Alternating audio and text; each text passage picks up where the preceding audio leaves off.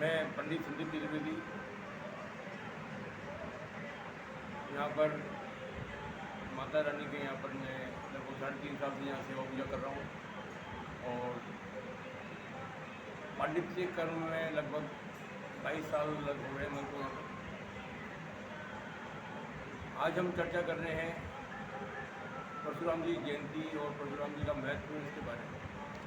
क्योंकि अक्षय तृतीया क्या है? शाब्दिक अर्थों में अक्षय जो है, अक्षय का मतलब होता है अमरता। अमरता या एक शाश्वत जीवन का प्रतीक है जो अविनाशी है। और तृतीया का अर्थ है तीसरा चंद्र दिवस। शुक्ल पक्ष का जो तृतीय दिवस होता है वो तृतीय चंद्र दिवस तृतीया कहलाता है।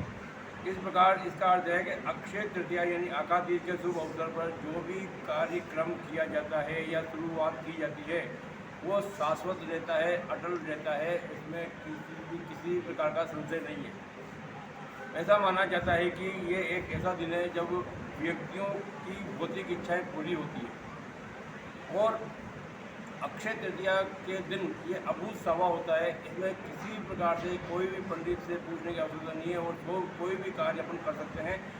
इस दिन जो कार्य किया जाता है वो अक्षय फल देने वाला होता है। अब आते हैं कि 2022 में जो चल रहा है इसमें अक्षय तृतीया कब है? वो है 3 मई मंगलवार को अक्षय तृतीया मनाया जाएगा। अक्षय तृतीया का महत्व क्या है? अक्षय तृतीया का महत्व ये है कि फसल कटाई के लिए खेती का पहला दिन माना जाता है। और ये दिन ये नहीं ब्राह्मणों के लिए भी और समाज के लिए भी महत्वपूर्ण माना जाता है। जैन लोगों के लिए बहुत महत्व रखता है क्योंकि जैन समाज के लोग अक्षय तृतीया के दिन ही गन्ने का रस का सेवन करके अपनी साल भर की जो तपस्या उसको समाप्त करते हैं। इस विशेष दिन पर व्यवसायी जितने भी व्यवसायी हैं, अपने कारोबारी हैं, वो नए वर्ष की वित्तीय लेखा जोखा का शुभारंभ करते हैं, संपत्ति खरीदते हैं या पुस्तक जो लिखते हैं, उद्यम जो चालू करते हैं, विवाह की योजना जो बनाते हैं वो इसी दिन से बनाते हैं। अन्य शुभ कार्य अक्षय तृतीया के दिन से ही किए जाते हैं। सोने चांदी के गहने खरीदना और अक्षय तृतीया की मुख्य परंपरा रही है। अक्षय तृतीया के दिन ही सोने चांदी के खरीदने का पर्याय माना जाता है। अक्षय तृतीया की कहानी कुछ इस प्रकार है। अक्षय तृतीया से जुड़ी हुई बहुत सारी किंवदंतियाँ हैं, जिसकी पहली कहानी ये है कि महाभारत के अनुसार अक्षय तृतीया के दिन ही पांडवों को भगवान सूर्य के द्वारा एक बर्तन यानी अक्षय पात्र दिया गया था। वो ये एक दिव्य पात्र था जिसमें भोजन की निरंतर आपूर्ति होती थी, जिसमें भोजन कभी समाप्त नहीं होता था। एक बार एक ऋषि पहुँचे, द्रौपदी को उनके लिए भोजन की आवश्यकता पड़ी तो उन्होंने भोजन के लिए भगवान कृष्ण जी से अनुरोध किया। भगवान कृष्ण प्रकट हुए और उन्होंने उसी बर्तन पर एक दाना चिपका हुआ देखा। उन्होंने वह अनाज का दाना खा लिया। उनके वो दाना खाते ही जितने भी ऋषि आए थे, मनुष्य आए थे, सबकी भूख क्षुधा जो है उनकी शांत हो गई। पहली कथा ये थी। दूसरी कथा ये है कि शास्त्रों के अनुसार देवी दुर्गा जो है वो महिषासुर के बीच देवी दुर्गा और महिषासुर के बीच में युद्ध हुआ था। वो काफ़ी भयानक युद्ध हुआ था और लंबे समय तक युद्ध चला और अंत में देवी दुर्गा के द्वारा महिषासुर का वध कर दिया गया। पवित्र पुराणों के अनुसार उस दिन को सतयुग के अंत और त्रेता युग के प्रारंभ के रूप में चिन्हित किया जाता है। ये दूसरी कथा हुई। तीसरी कथा हो एक और भी है। वो तीसरी कथा ये है कि अक्षय तृतीया का दिन कृष्ण सुदामा का पुनर्मिलन भी माना जाता है, क्योंकि भगवान कृष्ण और सुदामा बचपन में मित्र थे और अक्षय तृतीया के दिन ही सुदामा जो है भगवान कृष्ण से मिलने द्वारकाधीश गए थे। सुदामा जो है उनके अनन्य भक्त थे। देवता के धन और ऐश्वर्य को जानकर सुदामा झेप गए और वित्तीय सहायता मांगने में लज्जा सी महसूस करने लगे। वह उपहार के रूप में भगवान कृष्ण के लिए कुछ चावल के दाने लेकर गए थे, लेकिन शर्म के कारण उन्होंने उसे वहीं छोड़ दिया और वापस अपने घर लौट आए। भगवान कृष्ण ने चावल के दानों को देखा और अपनी मित्रता के दिव्य बंधन में प्रेम को देखा तो वो चावल उन्होंने खाए। सुदामा देख कर चकित रह गए कि उनकी झोपड़ी जगह भव्य महल बन गया। परिवार के सदस्य जो गरीबी हालत में सब शाही पोशाक में थे और भगवान कृष्ण के आशीर्वाद के कारण ही उनको प्रचुरता और अन्य आवश्यक चीज़ों के साथ शुभकामनाएं दी। इस प्रकार इस दिन के बाद से ही अक्षय तृतीया के रूप में मनाया जाता है और भौतिक लाभ प्राप्त करने का दिन माना जाता है। अक्षय तृतीया का एक महत्व और भी है। इस दिन अनुष्ठान करने से वो अक्षय अनुष्ठान कहा जाता है। वो कैसे कहा जाता है? अक्षय तृतीया के दिन भक्त जो उपासना करते हैं और व्रत का पालन करते हैं, वो अन्य आवश्यक रीति रिवाजों का पालन करते हुए भगवान विष्णु की पूजा करते हैं।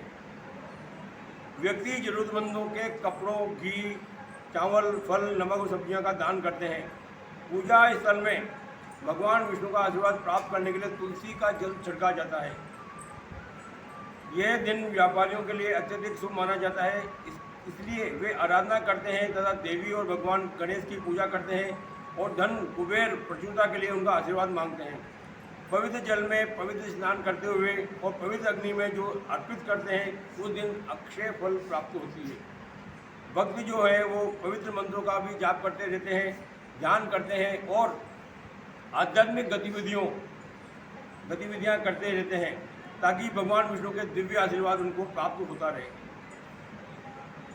भगवान जो परशुराम जी हैं, इनका जन्म जो है ईसा पूर्व 5114 में जन्म इनका हुआ था। इनका जन्म जो है मध्य प्रदेश के जाना पाव की पहाड़ियों पर हुआ था और सतयुग में इनका जन्म हुआ था। वैशाख शुक्ल तृतीया पुनर्वसु नक्षत्र में इनका जन्म हुआ था। इनके पिताजी का नाम जमदग्नि और माता का नाम रेणुका जी था। श्री परशुराम जी विष्णु भगवान के छठे अवतार माने जाते हैं। ये अपने माता पिता की 5वीं संतान थे और इनके दादाजी का नाम महर्षि भृगु और इनकी दादी का नाम सत्यवती था। परशुराम जी का जो आरंभिक शिक्षा हुई वो विश्वामित्र और ऋषि जी के आश्रम में हुई। इनके 3 प्रमुख शिष्य थे, भीष्म, द्रोण और कर्ण, ये प्रमुख शिष्य थे। और अंत में ये महेंद्र पर्वत पर चले गए थे तपस्या करने। और ईसा पूर्व 5142 में इनकी मृत्यु भी हुई थी। इनकी मृत्यु हुई थी, इनको हनुमान जी के नाना जी, जिनका नाम नाना चक्रवर्ती था, उन्होंने ही इनको मारा था। अक्षय तृतीया के दिन जो इस बार अक्षय तृतीया आ रही है, वो अक्षय तृतीया 3 मई 2022 को मंगलवार को सुबह 5:19 से प्रारंभ होकर के 4 मई की सुबह यानी प्रातः 7:33 बजे तक समाप्त होगी। उस दिन रोहिणी नक्षत्र सुबह 12:34 से 4 मई को 3:18 तक रोहिणी नक्षत्र रहेगा।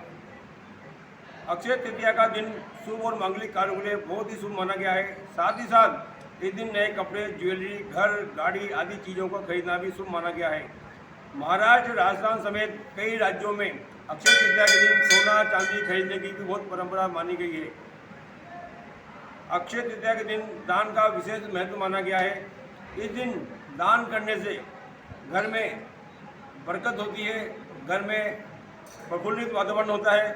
और मैं आज के दिन यही प्रार्थना करता हूँ कि हम सब, आप सब मिलकर के जितना भी हो सके दान करें, गरीबों की सहायता करें और जो आवश्यकता है, जो ज़रूरतमंद है, उनको अत्यधिक लाभ दे करके, उनको अत्यधिक दान दे करके अक्षय तृतीया के दिन हम पुण्य कमाएं, ताकि हमारा जो फल है वो अक्षय रहे। इसी के साथ आप सभी को एक समृद्ध और शुभ अक्षय तृतीया की हार्दिक शुभकामनाएं। वंदन। जय भारत, जय वंदे मातरम।